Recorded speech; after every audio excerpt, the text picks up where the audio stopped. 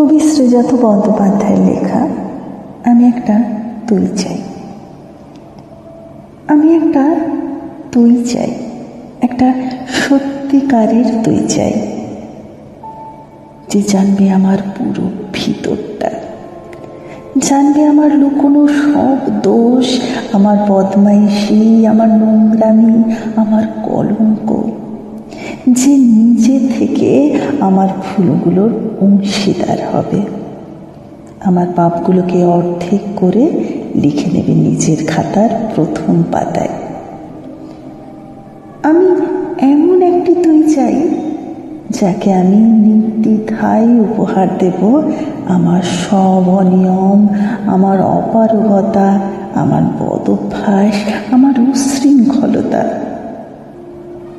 আমি পিঠ চাপড়ে তার কাঁধে তুলে দেব আমার অসহায়ত্বের ঝুলি, আমার একাকিত্ব, আমার নিঃসঙ্গতার কষ্ট, আমার দুশ্চিন্তা, আমার হতাশা, সবগুলো ঝাড়ুদারের মতো কুড়িয়ে নিয়ে সে বাঁধবে মস্ত বড় এক বস্তা। তারপর কুলির মতো মাথায় করে বয়ে নিয়ে যাবে সেই সব অভিশাপ, আর হাসতে হাসতে বলবে, কি ভারী রে, কি করে এতদিন বইলিয়ে বোঝা।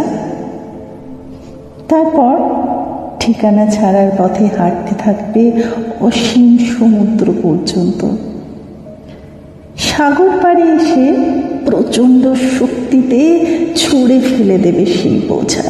ঠিক সাগরের মাঝখানে হারিয়ে যাবে আমার সব অভিশাপের ঝুলি। আমি ঠিক এরকম একটা তুই চাই, যে কোনো দিন তুমি বা আপনিগুলোর মাঝে হারিয়ে যাবে না।